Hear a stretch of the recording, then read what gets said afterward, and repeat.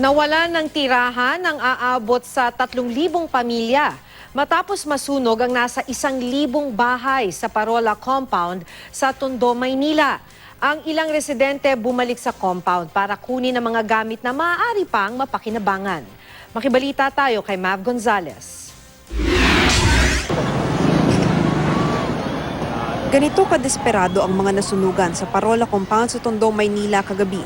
Mabilis kumalat ang apoy na nagsimula sa gate 10. Dikit-dikit ang mga bahay at gawa sa mga material na madaling masunog. Nang sumiklab ang sunog mag-aalas 9 kagabi, mabilis idineklara ang 5th alarm. Kahit binubugahan na ng tubig mula sa iba't ibang direksyon, napakalaki pa rin ang apoy. Alas 11:30 ng gabi, itinaas na ito sa Task Force Delta. Pinaalis maging ang mga fire trucks at sasakyan ng media dahil umuusok at nagpuputukan na ang mga linya ng kuryente.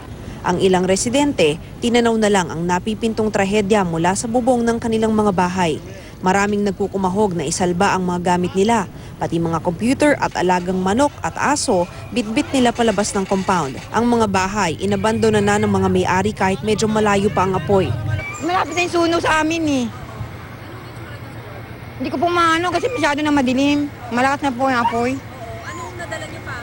Wala yan lang, mga malalaki hindi na namin madala eh. Takot na kami. Sa bilis ng pangyayari, tanging ang suot niyang damit ang naisalba ni Jordan. Grabe na po kasi sunog eh. Anong itsura ng bahay niyo? Sunog na po yung bahay namin. Meron ba kayo na salba pang gamit? Wala na po. Wala namang magawa kundi umiyak si Jennifer dahil naiwan sa gitna ng sunog ang ama niya. Inabot na po yung sa amin, sa likod lang po kasi namin yun eh. Sa likod. Meron pa po kayo nakakain ng mga gamit? Meron naman po kahit pa po. Yung papa ko lang po yung wala pa eh. Nasa loob pa kasi siya eh. Bumalik po. Dumulong pa sa loob. Kumuha ng tubig. Napuno ng tao ang magkabilang kalsada. Sa pagtataya ng BFP, aabot sa 1,000 bahay ang nasunog. Tumuloy muna sa compound ng Iglesia ni Cristo sa tapat ang ilang nasunugan. Galit na galit naman ang mga residente dahil sa umano'y kapabayaan ng mga bumbero. Napakaliit lang. 3 bahay, 4 na bahay, tapos na eh. Wala eh.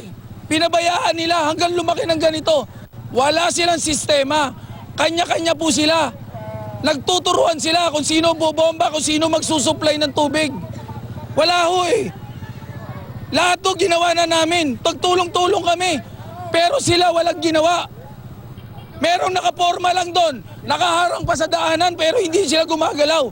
May mga tubig sila. Titingnan ka lang nitong mga volunteer. Alam ko, papatawag din yung mga yan. Sa kasagsagan ng sitwasyon na yan.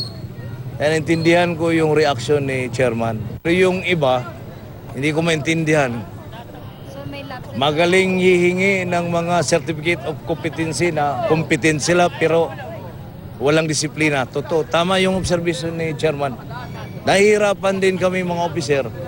Mav Gonzalez, GMA News.